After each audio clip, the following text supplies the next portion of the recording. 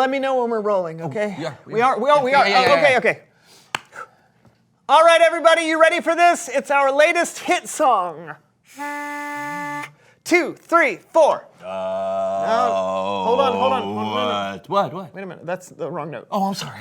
I'm just a little problem. nervous. I know. We can edit that out. Okay. Kids today know all about editing. Yeah, they do. So here we go. Got it. You got it? Got it. You sure? Mm-hmm. All right. From the top. All right. Okay. All right, everybody. You ready for this? It's our latest hit song. 2, 3, 4. Oh. No. 2, 3, 4. That's too high. 2, 3, 4. Too low. Okay.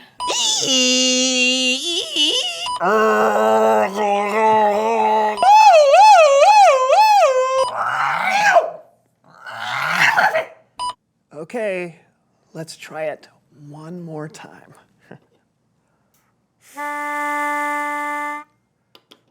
Oh, so-and-so show!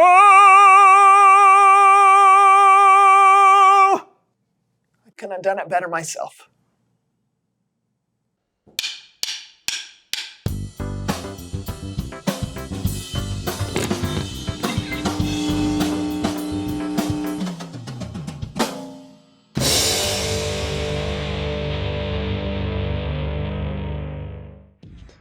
What makes a good friend? Is it someone who does fun stuff with you? Someone who makes you laugh? Is a good friend someone who introduces you to new snacks? Yum! Or someone who loves the same books and movies you love? A friend can be all of those things, but a true friend is so much more. The writers of Proverbs says, "A friend loves at all times." They are there to help when trouble comes. That means a true friend can laugh with you, but they're also ready to sit and listen when you're hurting. A true friend is there to help when you're frustrated. And sometimes this stuff can feel like a foreign language. And when you mess up, a true friend is willing to forgive. Everybody, everywhere needs a friend who is always there. A friend who loves like Jesus. And you know the best way to find a good friend? Choose to be a good friend to those around you. When you use your words and actions to show that you care, others can see God at work in you. That's why friendship is an amazing way to worship God with your life. Because worship is about more than just singing loud. It's all about living loud.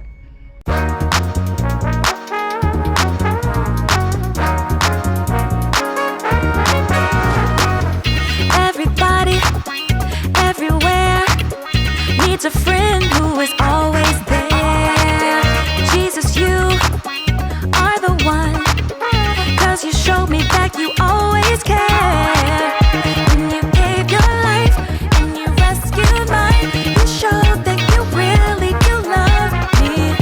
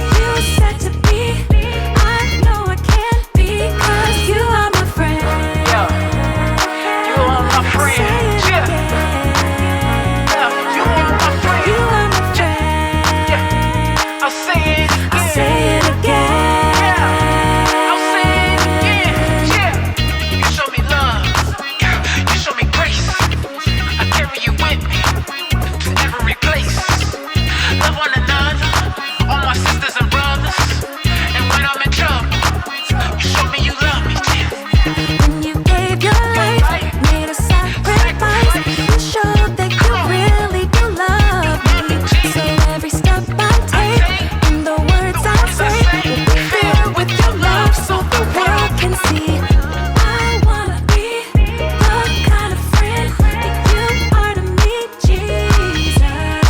'Cause I'm gonna be what you said to be. I know I can't be, 'cause you are my friend. Yeah, you are my friend. Yeah, you are my friend. You are my friend. Yeah, I'll say it I'll again. say it again. Yeah, I'll say it again. Yeah.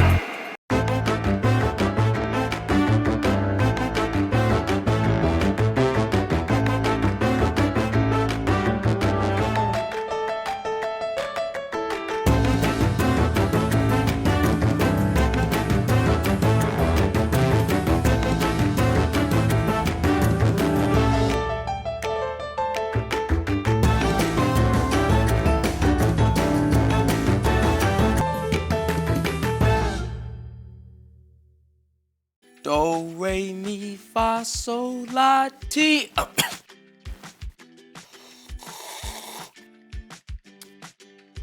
Do. Hey guys, welcome to the Story Lab. This week we're talking about friendship while we take a look at what makes a good friend. Ooh, some tea for me? Thanks, friend.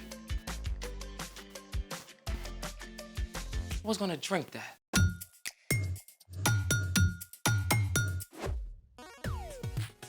Hey, I'm Carter. And I'm Zeke. We're talking about friendship, which is using your words and actions to show others you care. Now, what do you like to do with your friends? We take our bikes over to these awesome trails and ride. Well, me and my friends play a lot of video games. Couch potato? I prefer sofa, Spud. Also, we're building a robot. Cool. And totally geeky. I resemble that remark. Oh, and we are friends. Oh, for reals. We do this show together. And our secret handshake. Oh, yeah. Good. Ha. I love our secret handshake. Oh, and we got a set of friends joining us today who do something even more awesome together. Wait. Let me guess. Skydiving, domino tricks, collecting hot sauce, competitive bug eating, deep sea noodling. None of the above. Well, what do they do? Our new friends, Chris and Sandra, just so happen to be great at harmony. Tell me more. I'll let them do it. Hey guys, come on in. Hey, how's it going? Good to see you. Hey, Chris and Sandra, we are so excited to have you here with us on Story Lab. Oh yeah, thanks for having us. Oh, yeah, I've been looking forward to it. So we have a couple of questions for you, Okay. and I'll start off by asking the first one. How did you guys meet, and when did you guys start working together? Ooh, that's a good question. Chris, why don't you answer it? Okay, sure. So Sandra was born and raised in New York, and I live down here, okay?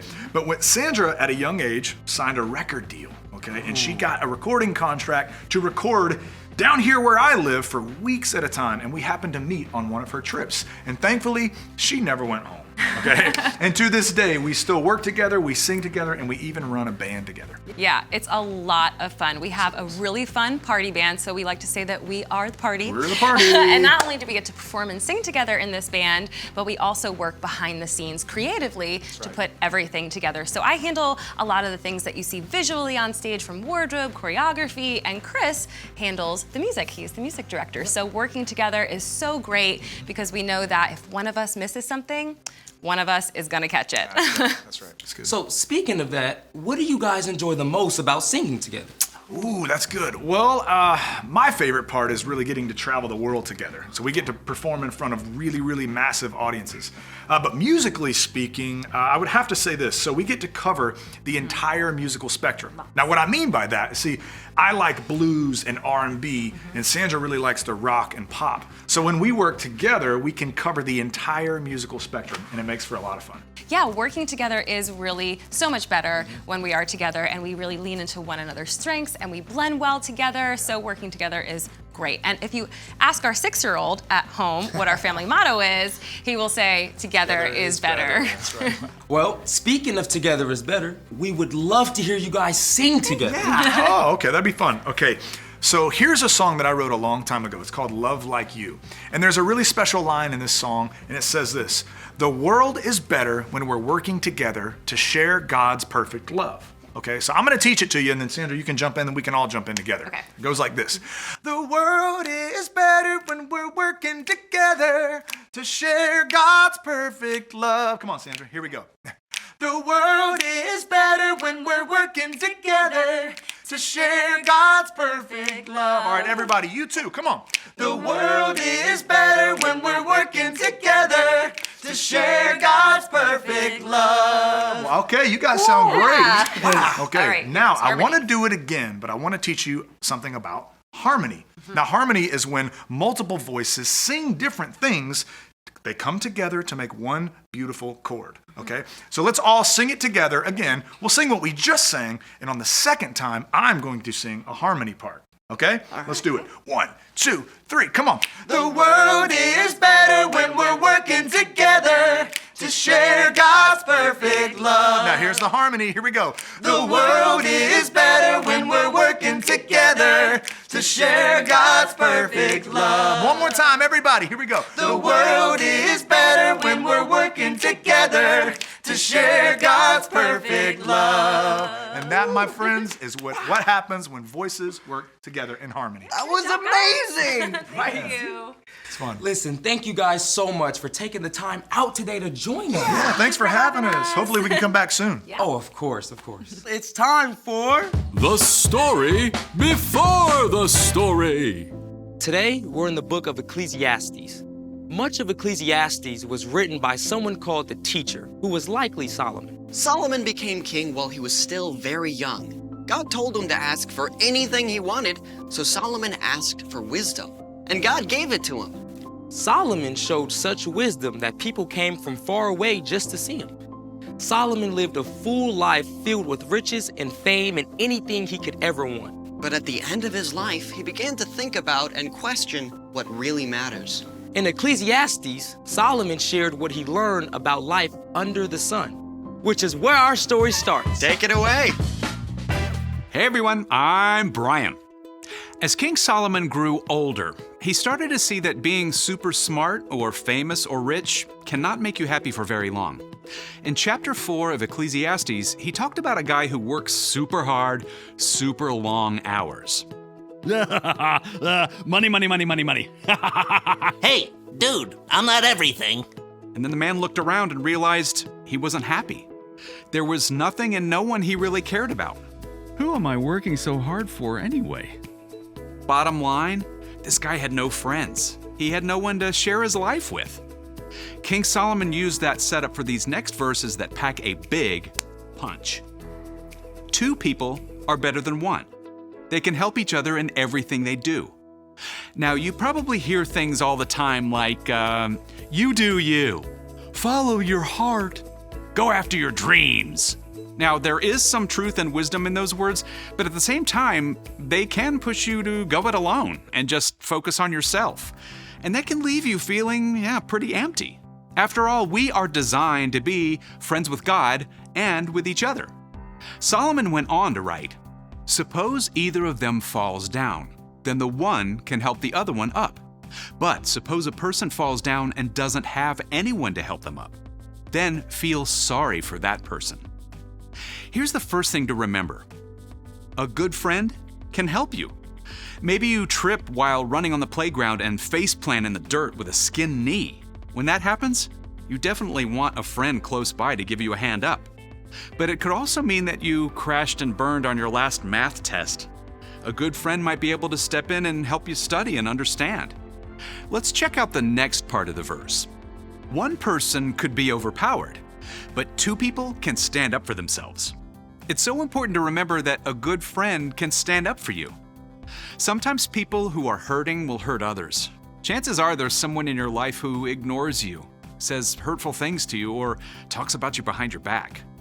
That's always hard to face, but when a friend stands up for you, it's a lot easier to bear. Now let's wrap it up. Solomon finished, and a rope made out of 3 cords isn't easily broken.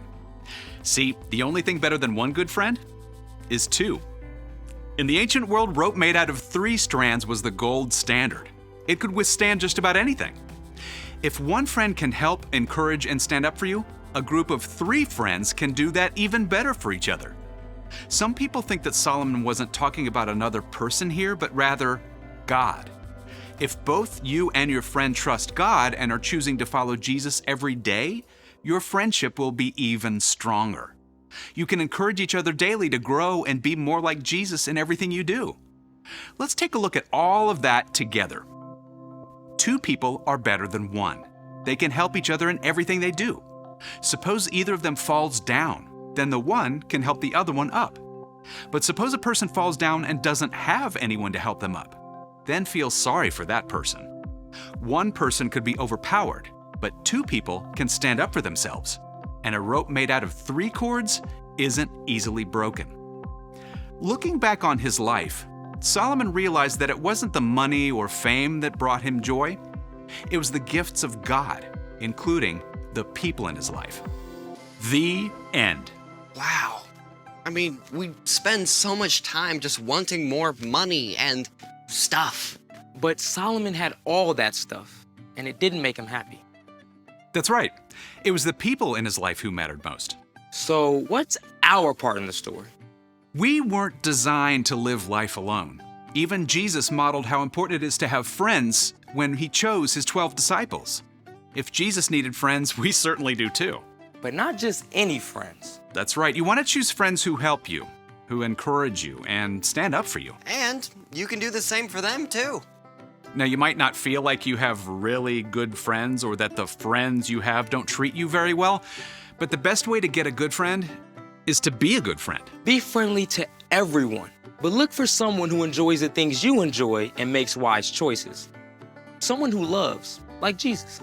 And you might have to step outside of your comfort zone a little and maybe invite a kid you don't know very well to play a game. Keep your eyes open at school and church and maybe be willing to try a new activity where you could meet a new friend. Because having a good friend can make all the difference in the world. You got it. See you next time. So, here's the thing.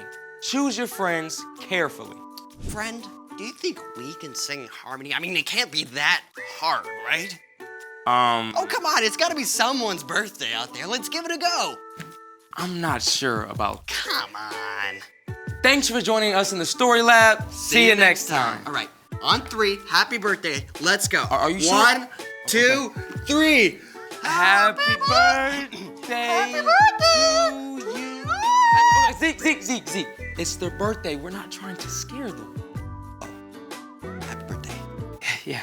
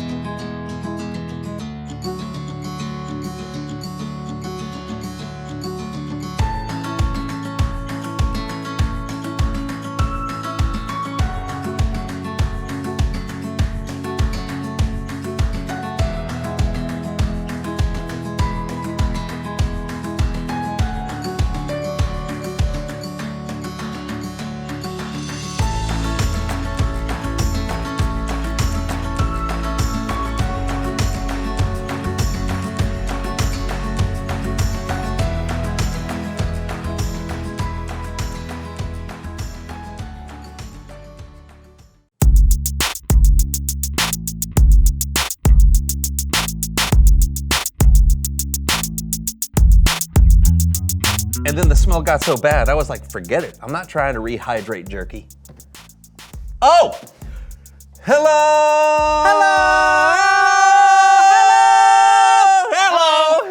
Welcome to the So-and-So Show. I'm John. I'm Brandon. It's so great to be here with my oldest and dearest friend putting on a show for all of you. Wow, really? Yeah. Me? Oldest and dearest? That's right. Well, I mean, I get oldest, but dearest? It's true. Wow, that makes me feel special. And what about me? Oh. No, you feel fine. No. I'm asking if I'm the oldest and dearest friend to you. Oh, I don't know. That's a big question. I mean, friendship is a very serious thing for me. Well, as it I've should always be, believed that you should put some thought into who you're going to be friends with. You don't want to go around making friends all, willy-nilly. You know what I'm saying? I think so. I mean, I've met so many people in my life. How am I supposed to decide who's merely an acquaintance and who gets to pass into my inner friendship circle? Okay, what does your heart tell you? Yeah, you're right. There's no way to know for sure. Really? What? Unless...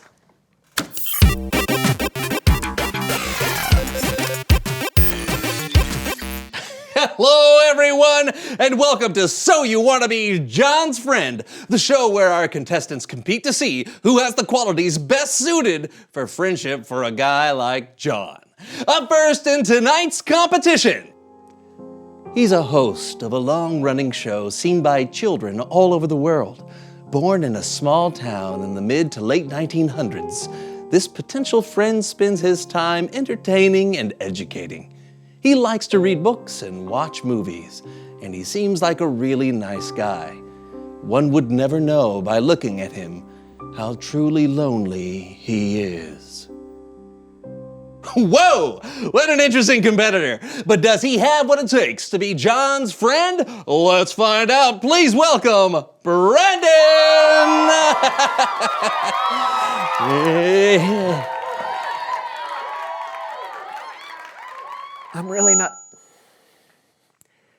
I'm not sure why I'm doing this. I've known you for like 20 years. I think I make a good friend because I'm loyal. I'm usually pretty generous. I share. Boo! Boo! Boo! This is terrible! You say you want to be John's friend, eh? Well, you're just talking. Where's your talent? Oh, I didn't know this was a talent competition. I didn't know this. Pshaw! John can't be friends with somebody that has no talent. Okay, I didn't. So, what do you want me to Sing do? a song. Sing, but I'm not. Sing. No, I haven't. make lyrics come out of your mouth. I Hold. wasn't. Let's move now. There is a castle on a cloud. Boo! All right. You want a talented friend? You want a talented friend? I'll give you a talented friend.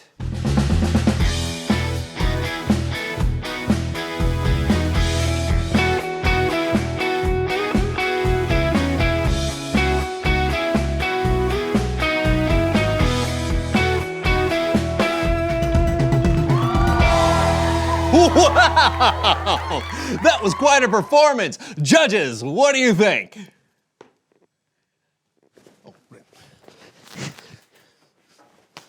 That was very moving. I was touched. I hope that John picks you to be his friend. I truly do. Thank you. I really appreciate that. Ladies and gentlemen, John has made his decision. He will now choose a friend. Brandon, we've known each other for a very long time. Yeah. And you are very dear to me. Thanks. This celery stalk is for you. Will you be my friend?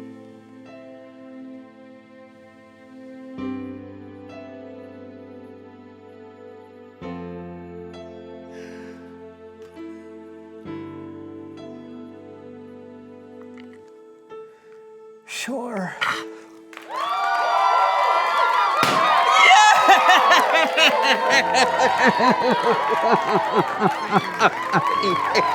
Yay, my friend! It's Bible story time with Kellen. Yay! Are you gonna sing that song?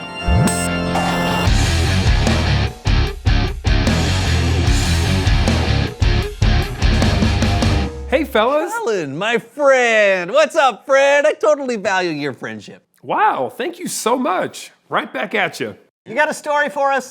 Oh, you know I do. Today's story is about the importance of, well, friendship. These verses come from the book of Ecclesiastes, which was written by a very wise teacher named...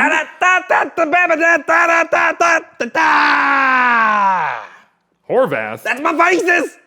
Well, speaking of friends, this is my friend Horvath. That's right! I am Horvath. I am an expert in combining the mental trainings of learning the Bible with the physical trainings of making your muscles bigger. Huh?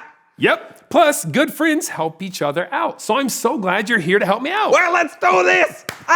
So, like I was saying, these verses are from the book of Ecclesiastes. It's a book in the Bible. It's a word that means teacher. Oh, Ecclesiastes. Yeah, right. Well, here's what the teacher wrote about friendship. 2 people are better than 1.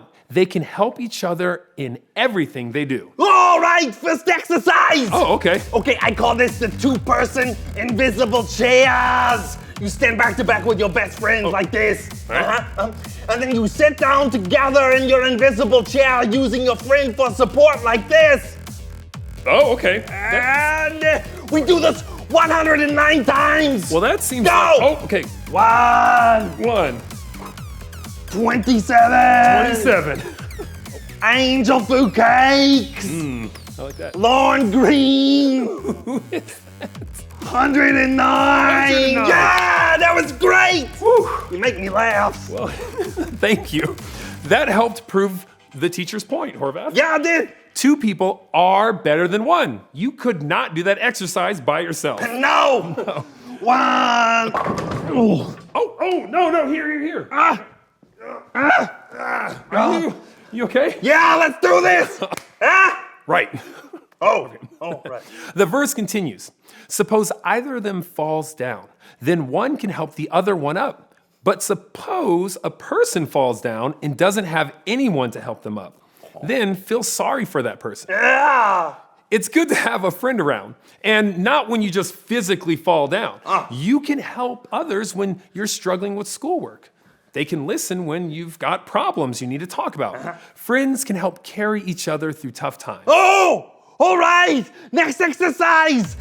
I call it the friend carry. So you grab your friend by the waist and lift him like this. Face that way. Okay. Okay, I grab your waist. Ready? Oh. 1, 2, 3. Oh. Okay, we do this 499 times. Wait, are you gonna... Okay, here we go. Ready? 1.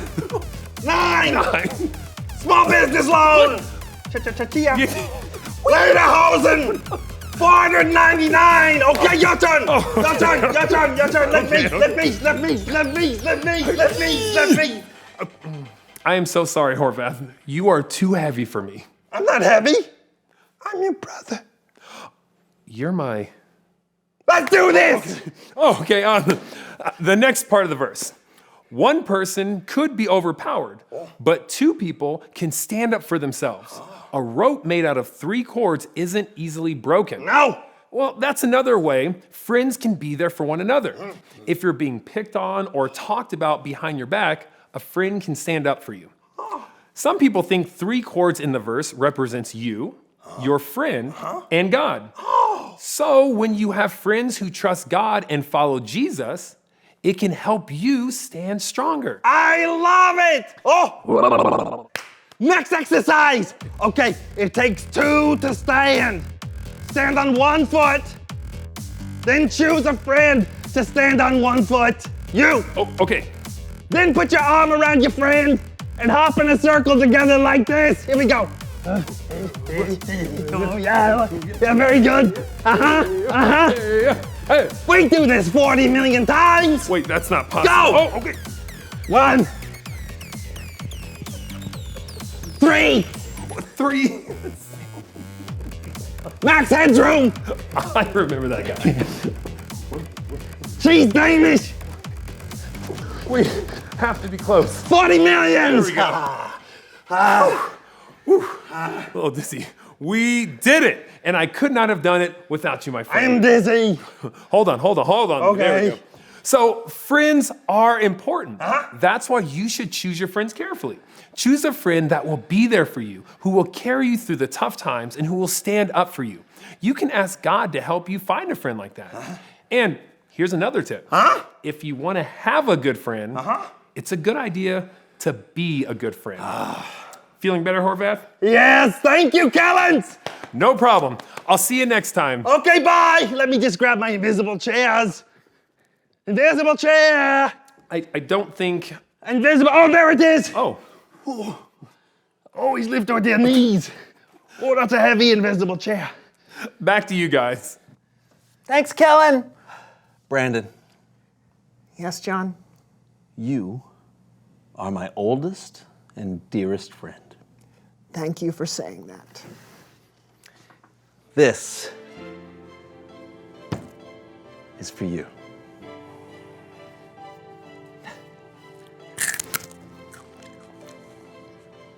Reveal the question. What makes someone a good friend? Yeah, a friend will play video games with you, sometimes even if it's a game they don't like. Also, a friend listens. They care about your day. They put up with your silliness like this.